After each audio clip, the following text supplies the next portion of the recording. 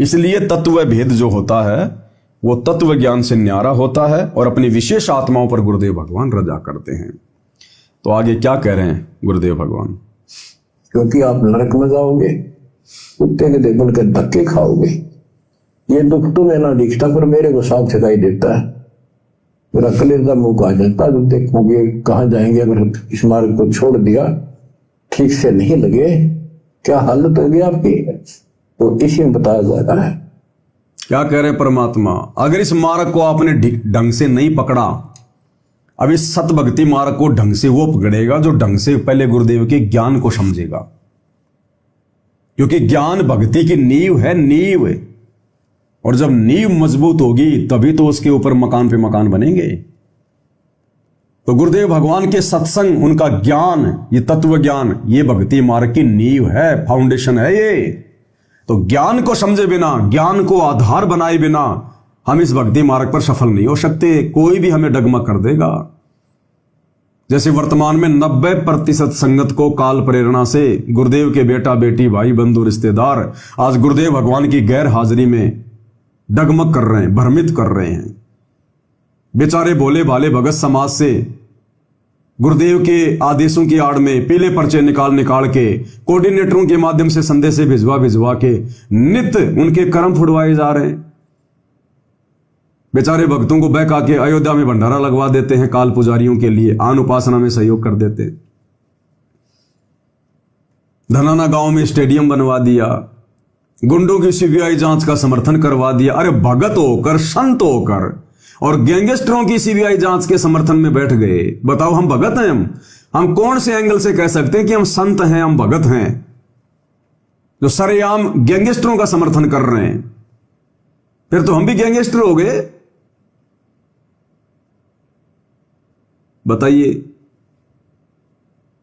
हरियाणा के जाट आरक्षण में बेचारे भोले भाले भक्तों को गुरु का नाम लेकर बैठा दिया गया। हमें आरक्षण चाहिए क्या? अरे हमें आरक्षण चाहिए क्या इस गंदे लोक में?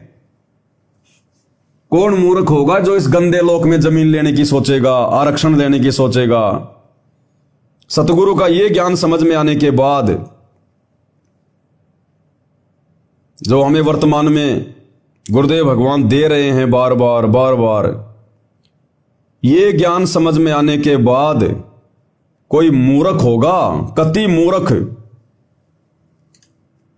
जो बिरानी आग में जलेगा। अब हरियाणा के जाट भाई 2, 4, 5% आरक्षण के लिए लड़ाई लड़ रहे थे, क्योंकि उनके पास में सतभक्ति नहीं, उनका कोई सच्चा गुरु नहीं, इसलिए उनको विश्वास नहीं। इसलिए वो केवल सरकार के भरोसे कि सरकार हमें आरक्षण देगी तो हमारे बच्चे नौकरियों पे लगेंगे, वो सरकार के भरोसे, नौकरी के भरोसे। तो हरियाणा के आम लोगों का जो भक्तिहीन है, उनके द्वारा सरकार से आरक्षण के लिए धरना करना, प्रदर्शन करना, आंदोलन करना जायज है। लेकिन जिनको समर्थ सतगुरु की शरण मिल गई और सतगुरु ने जिनके प्लाट सतलोक में ऑलरेडी काट के रखे हुए हैं, जिनके महल बना के रखे हुए हैं, सारी सुख सुविधाओं से परिपूर्ण है, अरे उन मूर्खों को क्या जरूरत पड़ गई उन जाट समाज के भाई बहनों के साथ मिलकर सरकार के खिलाफ आंदोलन करने की कि हमें आरक्षण चाहिए, हमें आरक्षण चाहिए? क्या करोगे तुम आरक्षण का लेकर? तुम्हें यहीं रहना है क्या? तुम सरकार के भरोसे हो क्या? नौकरी के भरोसे हो क्या? अरे सतभक्ति करने वाला ना सरकार के भरोसे रहता, ना किसी नौकरी के भरोसे रहता। हमारे भगवान ने तो खुद अपने जेई की नौकरी को ठोकर मार के दिखाई। आप और हमें शिक्षा देने के लिए कि बच्चों मेरे से बार बार नौकरी की डिमांड ना करना कि गुरुजी मेरा लड़का इंटरव्यू में पास हो जाए, मेरा लड़का नौकरी लग जाए, आशीर्वाद देना। गुरु ने खुद अपनी नौकरी छोड़ के दिखाई जेई की कि नौकरी भी भक्ति मार्ग में बाधक है। तुम पूर्णतया मर्यादा में रह के भक्ति नहीं कर सकते, कहीं न कहीं आड़ अड़ेगी। अरे राजाओं ने तो राज छोड़ दी इस परमात्मा के लिए, भक्ति के लिए। अब्राहिम सुल्तान ने कितना विशाल राज्य त्याग दिया केवल अपने आत्म कल्याण के लिए। और हम 4% आरक्षण के लिए जाटों के साथ मिलकर सरकार को दोषी जो करार दे रहे हैं। हम सरकार के खिलाफ धरने प्रदर्शन कर रहे हैं, जाट आरक्षणों में जाके बैठ रहे हैं। अभी भक्तों को तत्व ज्ञान नहीं है। तत्व भेद तो बहुत दूर की बात है। जिसको तत्व ज्ञान हो जाएगा ना, वो फिर सरकार के आगे आरक्षण के लिए हाथ नहीं फैलाएगा और ना किसी का साथ देगा। तो बेचारे भोले भाले भक्तों को बैठा दिया जाट आरक्षण में, आरक्षण की आग में भक्तों को भी जला दिया। और गुरुदेव भगवान क्या कह रहे हैं कि जिसको ये ज्ञान समझ में आ गया, इस काल की गंदी व्यवस्था जिसको समझ में आ गई कि भाई सदा तो यहां रहना नहीं है, और जितनी भी आत्माएं आती हैं, मनुष्य जन्म प्राप्त करती हैं, वो चाहे मेरे बेटा बेटी के रूप में हो, पोता पोती के रूप में हो, या कोई आड़ोसी पाड़ोसी रिश्तेदार हो, सब अपनी किस्मत लिखवा के लेके आते हैं। धर्मराज के दरबार से सब अपना भाग्य लिखवा के लाते हैं। कोई अपने माता पिता के भरोसे नहीं आता, अपने चाचा ताऊ के भरोसे कोई जन्म नहीं लेता। सब अपनी किस्मत लिखवा के लेके आते हैं, जिंदगी में क्या मिलना है क्या नहीं मिलना है। तो जब ये ज्ञान हमें हो जाएगा गुरुदेव के सत्संगों से कि ये तो नश्वर लोक है, झूठा लोक है, कब मर जाए कोई भरोसा नहीं, यहां पर कब हमारी टिकट कट जाए, कब यहां से जाना पड़ जाए, और प्लानिंग कर रहे हैं हम बड़ी बड़ी कोठियां बनाने की। गधे और बैल की तरह पहले कमाएंगे, फिर 100-200 गज का कोई प्लाट लेंगे 20-30 लाख रुपए का, फिर 20-30 लाख रुपए उसके ऊपर उन पत्थरों में बर्बाद कर देंगे बनाने में। तो गुरुदेव कह रहे हैं ये तो बिल्कुल मूर्खता है, मूर्खता भगत के लिए। भगत को तो अगर कोई फ्री में भी प्लाट देना कि लो भगत जी ये 200 गज का प्लाट है, तुम रख लो और तुम इसके ऊपर मकान बना लो, भाई माफ करना, मेरे पास ना तो इतना समय है और ना मेरे पास में इतना धन है, और ना मैं ये बेवकूफी कर सकता इस प्लाट के ऊपर 5 लाख रुपए की और जो है भाई को शेड बनाने के लिए। मुझे तो परमात्मा जैसा रख रहा है, जिस हाल में रख रहा है, मैं किराए पे हूं या मेरी टूटी फूटी झोपड़ी है, बस मैं खुश हूं भाई। मैंने भक्ति तो करनी है, और करना क्या है, मैंने दिखाना किसको है, करना क्या है मुझे। मैं साथ लेके जाऊंगा ये पैसे, ये पत्थर मैं साथ लेके जाऊंगा क्या? प्लाट में जो खरीद रहा हूं, इतने पैसे वेस्ट कर रहा हूं, अरे इतने पैसे मैं दान धर्म में लगाऊंगा ना, परमात्मा मुसीबत में मेरे सामने खड़ा मिलेगा। देते को हरि देत है जहां तहां से आण, अण देवा मांगत फिरियो साहिब, सुने ना कान। इन पत्थरों में, इस प्लाट में जो मैं पैसा बर्बाद कर रहा हूं, मेरे क्या काम आएगा? ये रहने को तो मैं ऑलरेडी रह रहा हूं ना, मैं किसी पुड़िया के नीचे थोड़ा ना पैदा हुआ हूं। परमात्मा ने जिसको अपनी शरण में लिया है तो ठीक ठाक घर में पैदा किया है, चाहे खुद का मकान हो चाहे किराए का मकान हो, तो रह तो रहा ना आदमी। अब मैं क्यों बर्बाद करूं ये पैसा? ये पैसा मैं मेरे गुरुदेव भगवान की सेवा में लगाऊंगा, उनके चरणों में समर्पित करूंगा, मेरा मोक्ष का रास्ता आसान हो जाएगा। मैं मूर्ख हूं जो मैं पत्थरों में पैसा बर्बाद करूंगा। और इस सत्संग में परमात्मा क्या कह रहे हैं भाई और बहनों, देखो कुछ बातें गुरुदेव आप और हमारी कॉमन सेंस के ऊपर छोड़ देते हैं। जैसे कई बार गुरुदेव कहते हैं ना कि मकान तो होना चाहिए, आवश्यकता के अनुसार मकान बनाओ, ज्यादा बकवाद ना करो। वो भी गुरुदेव बिल्कुल परम सत्य है, जो बात गुरुदेव कह रहे हैं वो भी परम सत्य है। वो बात गुरुदेव कह रहे हैं तत्व ज्ञान के आधार से। और जब आपको ये तत्व भेद समझ में आ जाएगा, फिर आप मकान बनाने की सोचोगे भी नहीं, फिर आप सोचोगे भी नहीं मकान बनाने की, जब आपको तत्व भेद समझ में आ जाएगा। अगर मैं मकान नहीं बनाऊंगा और यदि मैं सतगुरु रामपाल जी की भक्ति मर्यादा में रह के यदि मैं वो करूंगा, तो क्या परमात्मा मुझे रोड पे सुलाएगा? तो क्या परमात्मा मुझे भूखा रखेगा? जिस परमात्मा ने मुझे करने के लिए भजन दिया है, क्या खाने के लिए भोजन नहीं देगा?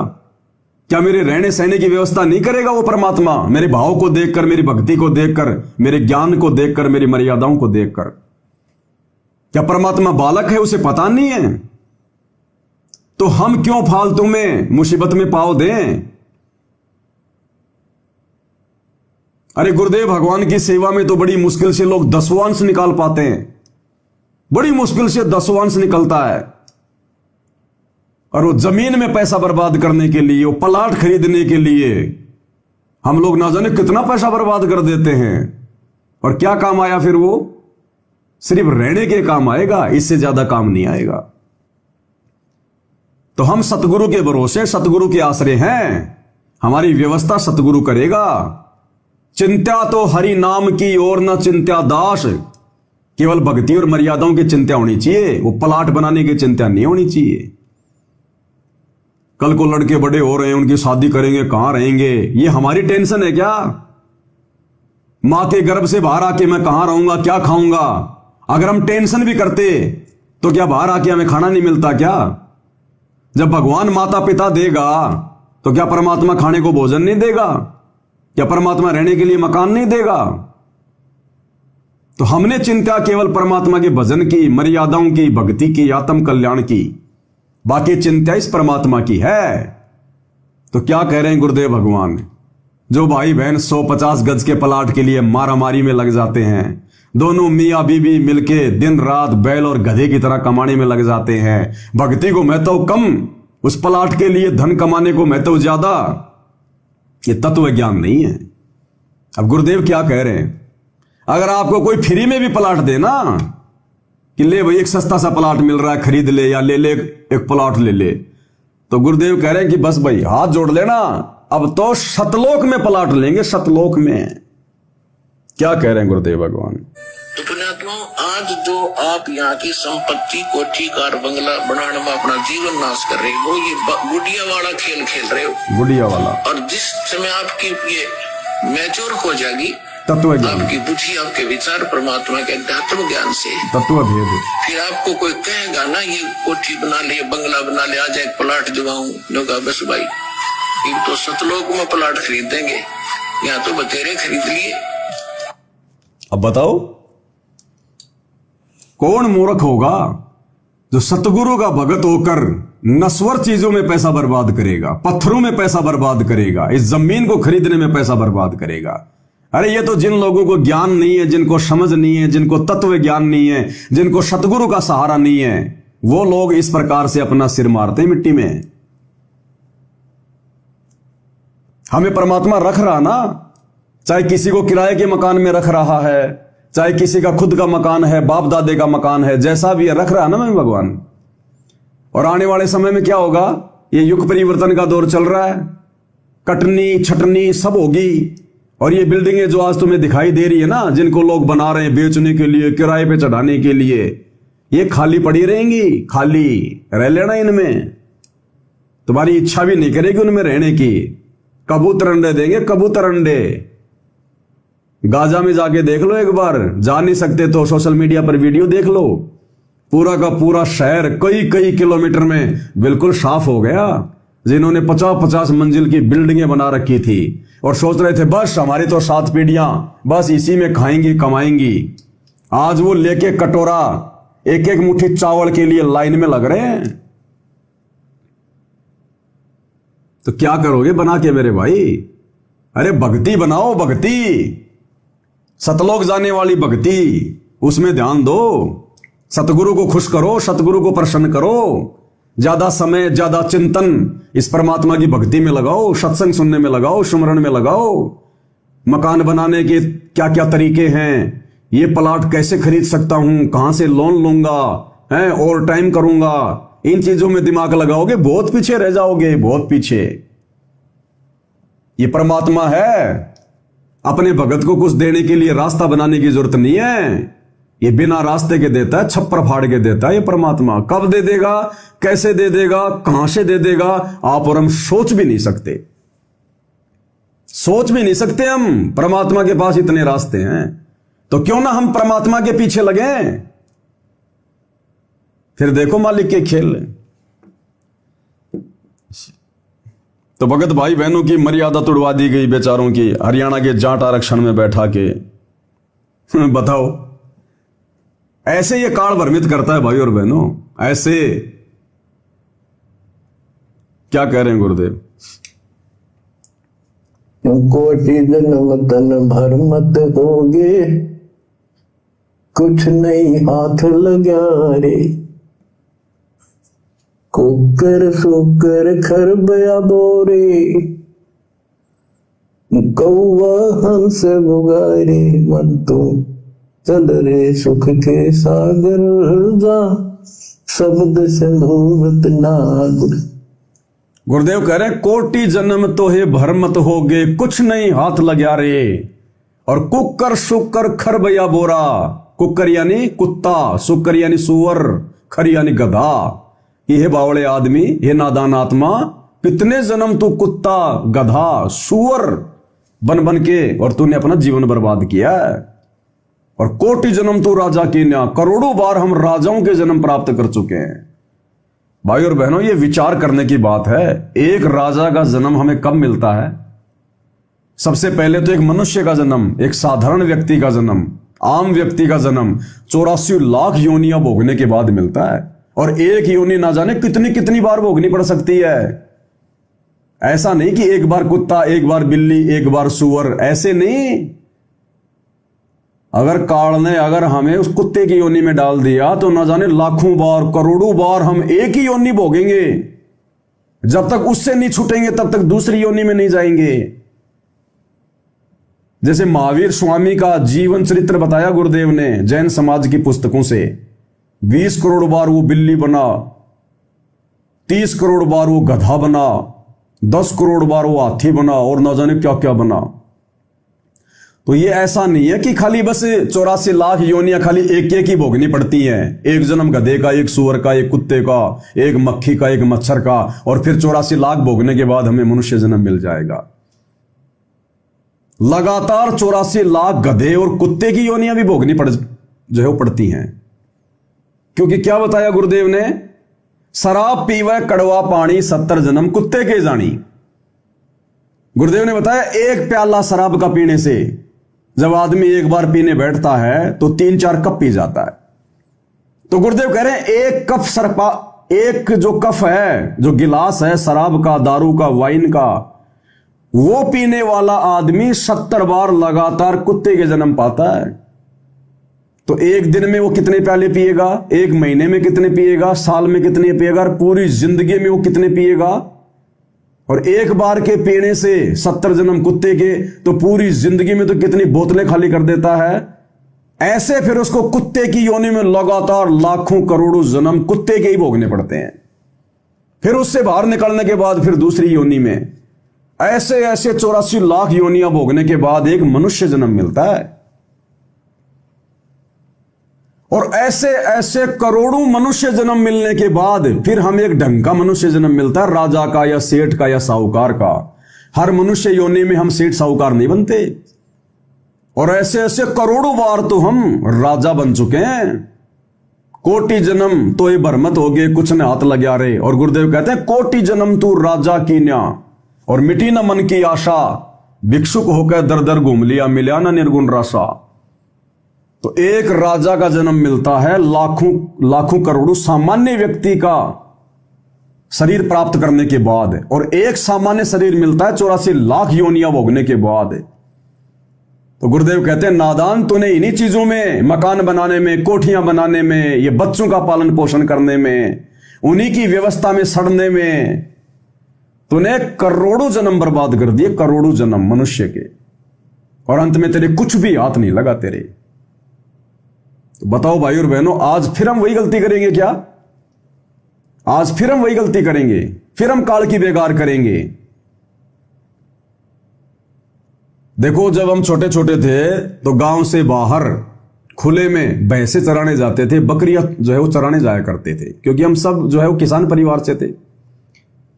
तो जब बरसात हो जाती थी हल्की हल्की, चौमासे के टाइम पर, बरसात के समय में, तो जब जोहड़ में या बाहर खेतों में जब जाते थे तो हम देखते थे कि जो दीमक होती है ना, दीमक, ये जमीन में अपने मकान बनाती है, लंबे लंबे मिट्टी के, लंबे लंबे मिट्टी के से मकान बनाया करती थी। ये ऐसे लंबी सी लाइन लगा देती थी मिट्टी की, लंबी लंबी लंबी लंबी।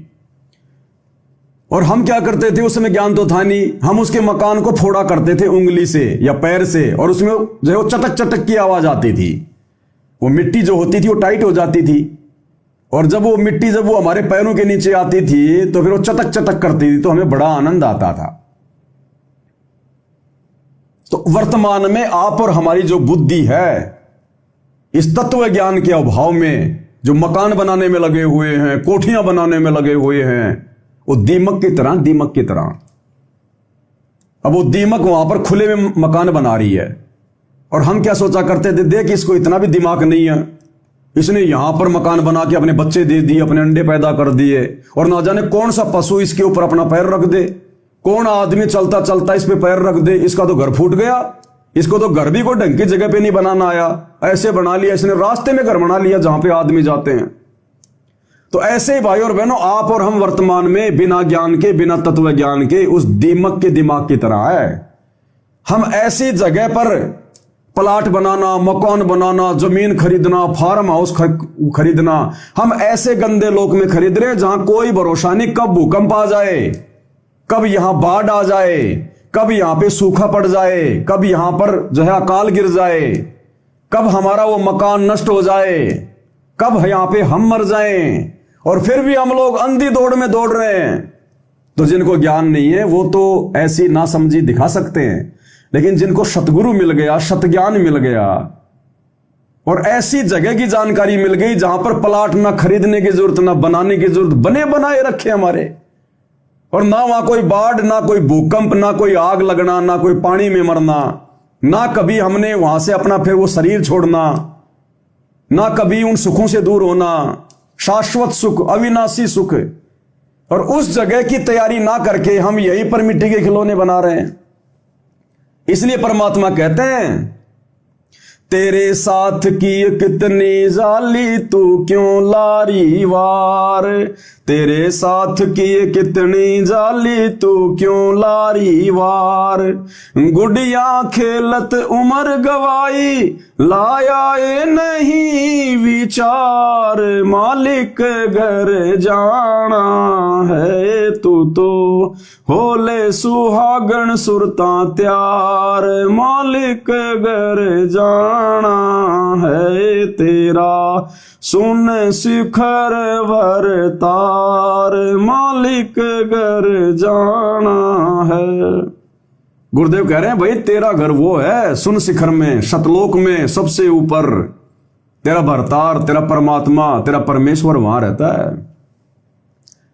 और तू तो यहां पर ये गुड्डा गुड्डी का खेल खेल रहा है, बच्चे उच्चे पैदा करना, उनके पालन पोषण में लगे रहना। ठीक है, जो जिम्मेदारियां हैं वो जिम्मेदारियां भी निभानी है, लेकिन आवश्यकता से ज्यादा नहीं, उन्हीं में नहीं मरना। कहते हैं तो गुड्डा गुड्डी वाला खेल है, अंत में फिर तू पछताएगा। ना तेरे ये संपत्ति हाथ आएगी, ना ये तेरे कार कोठी तेरे साथ चलेंगी, और अंत में जो इतना जुगाड़ तू जोड़ के जो बैठ जाएगा ना मूर्खता में, जब तेरा अंत समय आएगा तेरी आस्था इन्हीं चीजों में रहेगी। कहते नंगा आदमी नहाएगा क्या, निचोड़ेगा क्या? तो जिसके पास कुछ नहीं होगा, केवल सतगुरु के आश्रय होगा, सतगुरु के सहारे होगा, उसकी आस्था बनेगी नहीं या किसी चीज में, क्योंकि उसने ऐसी कोई चीज अपनी बनाई नहीं, कोई रखी नहीं। ऐसा नहीं है कि जिन लोगों के खुद के मकान हैं, प्लाट हैं, कि भाई हम क्या करें, ये तो हमारे नाम पे है, हमने खरीद लिए, अब ये तो हमें बांध देंगे, हमें फांस देंगे। नहीं, इस नाम उपदेश से पहले, ये ज्ञान होने से पहले, और विशेषकर साध संगति से जुड़ने से पहले, हमने मूर्खता में या ना समझे में जो भी ले लिया, खरीद लिया, कोई दिक्कत नहीं है, उनमें रहेंगे, वहीं रहेंगे, सारी व्यवस्था है। लेकिन अब हमें ज्ञान हो गया, तत्व ज्ञान हो गया, अब हम समझदार हो गए, अब हमारी आस्था उन चीजों में नहीं बनेगी, और आगे हम ऐसी फालतू की चीजें बनाने में समय और पैसा बर्बाद नहीं करेंगे। कबीर परमात्मा सतगुरु रामपाल जी भगवान के समझाने का मतलब यह है कि आज से पहले चाहे तुम्हारे बाप दादे का मकान तुम यूज कर रहे हो, या तुमने अपना कोई मकान बना लिया, अब ठीक है उसमें रहो, उसको छोड़ा नहीं जाएगा, लेकिन आगे फालतू में आफत में पैर मत दो। उस बेटे के लिए मकान बना दूं, दूसरे के लिए दूसरा प्लाट बना दूं, 3 मंजिल खड़ी कर दूं, आगे ऐसी सोच मत रखो, आगे अपना दिमाग फालतू में बर्बाद मत करो, परमात्मा की भक्ति में ध्यान दो। वो सतगुरु करेगा, फिर आगे सतगुरु देखेगा फिर आगे क्या करना है, क्या नहीं करना है। अरे लोग हिंदुस्तान से विदेश में जाते हैं काम करने के लिए, 2 साल के लिए, 3 साल के लिए, तो विदेश में जब आदमी जाता है तो वहां खुद का मकान बना के रहता है क्या, कि मैं 2 साल के लिए यहां पर फैक्ट्री में काम करने आया हूं, कंपनी में काम करने आया हूं, 2 साल के बाद मुझे वापस जाना है। उसको पता है कि तेरा वीजा 2 साल का या 3 साल का।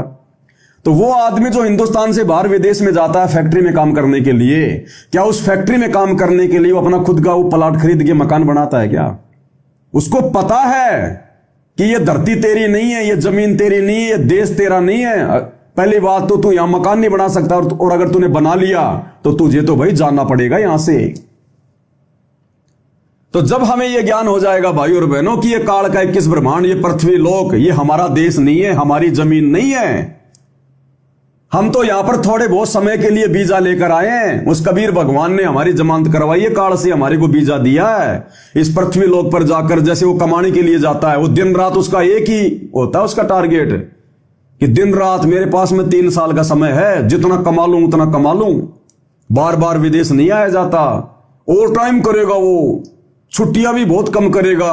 उसको पता है कि तेरे पास केवल 3 साल हैं, और वहां ना कोई प्लाट खरीदेगा, ना कोई मकान खरीदेगा, ना फालतू की चीजें खरीदेगा, क्योंकि उसको हकीकत का पता है कि तुझे यहां से जाना है। तो जब हम भक्तों को गुरुदेव के ज्ञान आधार से पता चल जाएगा कि ये 21 ब्रह्मांड हमारा नहीं है, ये जमीन हमारी नहीं है, ये लोक हमारा नहीं है, और ना हम यहां परमानेंट रहेंगे। यहां तो हम 60-70 साल का वीजा लेके आए हैं, परमात्मा ने काल से हमारी जमानत करवाई है। किस लिए? भक्ति के लिए। तो जिस प्रकार वो विदेश में जाकर धन कमाने वाला रात दिन धन ही कमाता है, इसी प्रकार ये मनुष्य जन्म परमात्मा ने हमें भक्ति करवाने के लिए दिया है। तो हमने ज्यादा से ज्यादा इस पृथ्वी लोक पर, क्योंकि ये जो पृथ्वी लोक है परमात्मा ने इसको मुक्ति खेत बताया है। इस 21 ब्रह्मांड में केवल ये पृथ्वी लोक ही है जहां पर मनुष्य जन्म प्राप्त करके हम भक्ति कर सकते हैं। अन्य लोकों में भक्ति नहीं कर सकते। भक्ति करोगे तो मोक्ष प्राप्त नहीं कर सकते। तो हमें इस पृथ्वी पर गुरुदेव भगवान ने काल से जमानत करवा के केवल भक्ति के लिए पटकाया है। और हम लग गए मकान बनाने में, 3-4 मंजिल बनाने में, बच्चों को बड़ी से बड़ी नौकरी दिलाने के लिए उनको पढ़ाने में।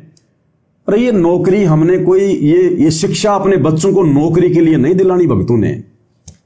देखो जगत को तो ज्ञान नहीं है, समझ नहीं है, वो तो केवल नौकरी के भरोसे, अपने बच्चों के भरोसे हैं कि आज बच्चों को पढ़ाएंगे लिखाएंगे, नौकरी लगाएंगे, कल को हमारा सहारा बनेगा। ना आप और हम भक्तों ने ना तो अपने बच्चों के भरोसे जीवन जीना, और ना हमने ये आस लगानी कि बुढ़ापे में मेरा बेटा मेरा सहारा बनेगा। बिल्कुल भी नहीं। सबसे मूर्ख भगत होगा जो अपने बेटा बेटियों के आसरे, उनकी नौकरी के आसरे अपना बुढ़ापा काटने का सोचेगा। सतगुरु का भगत होकर सारा सतगुरु देगा। वो बेटा अगर तेरे से पहले चला गया तो जिस बेटे को पढ़ा रहा लिखा रहा, बड़ी बड़ी कोचिंग में भेज रहा है, अगर वो नौकरी नहीं लगा तो गारंटी है नौकरी लग जाएगा। तो तेरा पैसा भी बर्बाद, तेरी उम्मीदों पे भी पानी फिर जाएगा, और ना ढंग से तू भक्ति कर पाया। तो भगत होकर यदि कोई अपने बच्चों को आवश्यकता से ज्यादा शिक्षा, आवश्यकता से ज्यादा क्यों, केवल अपने बच्चों को 10वीं 12वीं तक पढ़ाओ, लास्ट 12वीं भी ज्यादा है, 8वीं 10वीं तक अपने बच्चों को पढ़ाओ, नॉर्मल स्कूल में पढ़ाओ, लिखना पढ़ना आ जाए बस। उसके बाद उसको भक्ति पे लगाओ। कोई छोटा मोटा अपने धंधे में रखो, या कोई धंधा खोल के दो छोटा मोटा, और धंधा भी ऐसा करके दो जिसमें ज्यादा दिमाग ना पचाना पड़े। उस धंधे में भक्ति भी आसानी से हो जाए। उसको कंप्यूटर मास्टर मत बनाओ, उसको साइंटिस्ट मत बनाओ। वो सारा दिमाग तो उसका कंप्यूटर चाट जाएगा, भक्ति क्या खाक करेगा। और गुरुदेव कहते हैं हमने काम करते करते भी भक्ति करनी है। अब कंप्यूटर वाला काम करते करते समय कैसे भक्ति करेगा? मजदूर तो कर लेगा, किसान तो कर लेगा, वो कैसे कर लेगा? जिसको आपने चार्टेड अकाउंटेंट बना दिया, सीए बना दिया, वो लोगों की ले लेके फाइल उनका जोड़ गुणा बाकी करता रहेगा सारा दिन, इसका इतना इसका इतना। भक्ति क्या खाक करेगा? एक भी सुमरण नहीं कर पाएगा वो काम करते समय। और गुरुदेव ने समझा दिया बच्चों, ये शिक्षा तो परमात्मा ने केवल इसलिए दी है ताकि तुम थोड़ा बहुत ये हिंदी विंदी हल्की फुल्की जो है ये पढ़ना सीख जाओ, ताकि जब गुरुदेव भगवान हमें ये शास्त्र दिखाएंगे, गीता वेद कुरान पुराण, हम अपनी आंखों से देख लेंगे, पढ़ लेंगे, तो हमें यकीन हो जाएगा, विश्वास हो जाएगा कि गुरुदेव भगवान जो कह रहे हैं, जो ज्ञान बता रहे हैं, बिल्कुल हमारे शास्त्रों में भी है। तो हमें विश्वास हो जाएगा। ये नौकरी के लिए शिक्षा नहीं दी परमात्मा ने, ये तो केवल एक लड्डू फेंका था परमात्मा ने नौकरी का, ताकि इस नौकरी के लालच में मेरे बच्चों को उनके माता पिता जो है वो पढ़ा देंगे, अक्षर ज्ञान करवा देंगे। अब हमें नौकरियों की जरूरत नहीं है। अब नौकरी के लालच में अपने भक्तों को पढ़ाने की जरूरत नहीं है। अब तो भक्ति करने की जरूरत है। नॉर्मल शिक्षा दो अपने बच्चों को, अक्षर ज्ञान केवल नॉर्मल 8वीं 10वीं तक, उससे ज्यादा नहीं। ज्यादा पढ़ाई पढ़ाओ, धार्मिक पढ़ाई, ये परमात्मा वाली पढ़ाई, सत्संगों वाली पढ़ाई। इस पढ़ाई की आवश्यकता में ज्यादा, ये पढ़ाई हमारा उबारा करेगी। वो पढ़ाई तो केवल 2 टाइम की रोजी रोटी तक होती है। और अब सतगुरु की शरण में आने के बाद हमें सतगुरु देगा रोजी रोटी भी, और उन पढ़े लिखे लोगों से अच्छी देगा, और हमारे जीवन की गारंटी। और देख लो पढ़े लिखे लोग, गुजरात में अहमदाबाद में जो एयर इंडिया का जो हादसा हुआ है, वो बड़े पढ़े लिखे लोग थे। कोई अमेरिका से एमबीबीएस कर रखी थी, कोई डॉक्टर था, कोई इंजीनियर था, कोई व्यापारी था, बड़े पढ़े लिखे आदमी थे। उनके बिजनेस भी बड़े बड़े थे देश विदेश में। अब कहां गए उनके बिजनेस? कहां गए वो लोग? कहां गई वो शिक्षा? कहां गई वो पढ़ाई? तो भाई और बहनों, हमने इन घटनाओं से शिक्षा लेनी है, इस गंदे लोग से निकलना है हमने। आज क्यों हम इतना ज्यादा पढ़े, फालतू में दिमाग लगाएं, कोचिंग करें, दुनिया भर का सारा दिन दिमाग लगा तेरे कागजों को काला करे। आज तो चलो आपने पढ़ लिख के जो मतलब जज की उपाधि प्राप्त कर ली, जज बन गए तुम। कितने दिन नौकरी करोगे, कितने दिन रहोगे, और उस नौकरी में तुम कितना अच्छा काम कर सकते हो? अपने कर्म फोड़ोगे। और यह शरीर छूटने के बाद फिर कहां गई तुम्हारी पढ़ाई? फिर अगर तुम्हें कोई मनुष्य जन्म मिला, फिर से तुम्हें वही पढ़ाई पढ़नी पड़ेगी। क्यों भाई? तूने पिछली बार खूब पढ़ाई पढ़ी थी ना, कहां गई तेरी पढ़ाई? क्यों भूल गया वो? हम उन चीजों को ज्यादा महत्व दे रहे हैं जो ना हमारे साथ जाएंगी। और ये भक्ति, इस जन्म में मान लो आपने भक्ति करी 10 साल और आपका शरीर छूट गया, अगला जन्म आपका फिर हो गया इंसान का, वो भक्ति आपके साथ में रहेगी, वो भक्ति आपके साथ में रहेगी, वो पढ़ाई साथ में नहीं रहेगी। आपने वर्तमान में 20 भाषाएं सीख ली, अंग्रेजी, चाइनीज, जर्मनी। अगले जन्म में दोबारा से जब तुम्हें जन्म प्राप्त होगा, ना तुम्हें चाइनीज आएगी ना तुम्हें जर्मनी आएगी, दोबारा से सीखनी पड़ेगी, दिमाग लगाना पड़ेगा। जिस देश में पैदा होगे केवल वही एक भाषा आएगी वहां की तुम्हें, वो भी तुम्हारे माता पिता से तुम्हें सीखनी पड़ेगी। तो हम वो धन जोड़ें जो धन यहां भी हमारा पूर्णतया साथी, और जो धन शरीर छोड़ने के बाद भी हमारे साथ में रहेगा, वो भक्ति धन। कबीरा सब जग निर्धना, धनवंता ना कोई, और धनवंता सो जानिए जाके पास राम नाम धन होए। अब ये बड़े बड़े पैसे वाले, बड़े बड़े व्यापारी, अब जैसे मुकेश अंबानी है, कहते हैं भारत का सबसे ज्यादा धनी आदमी है, 20 लाख करोड़ रुपए की संपत्ति है, और पूरी जिंदगी भाई उसी को बढ़ाने में लग रहा है, पूरी जिंदगी अपने बच्चों को भी उसी धंधे में लगा दिया, और कल को मुकेश अंबानी भी मरेगा।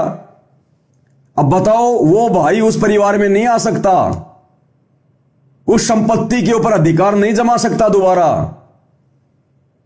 तो बताओ क्या जोड़ा उसने? जो पूरी जिंदगी जोड़ा, 1 सेकंड में छोड़ दी, और अगले जन्म में उस संपत्ति के उसको आसपास भी कोई नहीं फटकने देगा, आसपास भी। और क्या पता एक सामान्य व्यक्ति का जन्म हो जाएगा, क्योंकि भक्ति तो की नहीं उसने, पिछले जन्म की भक्ति खाई, वो खर्च कर दी, अगला उसको एक सामान्य व्यक्ति का जन्म मिल जाएगा वहीं पर उसकी बिल्डिंग के पास में। और जो गाड़ियां खरीद के गया था पहले 15-15 करोड़ की, क्या पता उन गाड़ियों को साफ करने की उसको नौकरी मिले। अब वो भाई अपनी 15 करोड़ की गाड़ी को जो पिछले जन्म में उसने खरीदी थी, अब सुबह सुबह उसके पानी मार रहा है, और महीने के 2-4 हजार रुपए कमा रहा है बस। अरे त्रेता युग में सुग्रीव का भाई कौन था? बाली। और श्री रामचंद्र जी से भी ज्यादा पावरफुल था, ताकतवर था। श्री रामचंद्र जी की भी हिम्मत नहीं पड़ी उसके आमने सामने होकर लड़ाई करने की। उसको ब्रह्मा जी से वरदान प्राप्त था कि बाली, अगर तेरे आमने सामने होकर कोई युद्ध करेगा वो तेरे से जीत नहीं पाएगा। श्री रामचंद्र जी ने, विष्णु जी ने धोखे से तीर मारा, इतना ताकतवर था। रावण भी हार गया था उसके सामने। रावण ने भी अंत में उससे दोस्ती कर ली थी कि बाली मैं तेरे से नहीं जीत सकता। और वो बाली फिर द्वापर युग में जब दोबारा से उसने मनुष्य जन्म प्राप्त किया, तो क्या जन्म प्राप्त किया? शिकार मार मार के खा रहा है, खरगोश मार मार के, भील बन गया, भील। 2 कौड़ी जेब में नहीं, इतनी सी उसके पास में कोई पावर नहीं, कोई शक्ति नहीं जो चमत्कार कर दे, और खरगोश मार मार के, हिरण मार मार के खा रहा है जंगल में। वही बाली वाली आत्मा जो बालिया बना द्वापर में, क्योंकि जो उसकी शक्ति थी, जो पावर थी, काल ने त्रेता युग में समाप्त करवा दी। और उस समय उसने कोई भक्ति की नहीं। अगला जन्म मिल गया एक सामान्य व्यक्ति का। तो गुरुदेव भगवान हमें समझाना चाहते हैं कि हम वो धन जोड़े जो धन इस जन्म में भी हमारा साथ देगा, क्योंकि भक्ति से ही आदमी की बुराइयां छूटती हैं, भक्ति से ही आदमी के संकट छूटते हैं और भक्ति से ही उसको अगला अच्छा जन्म मिलता है।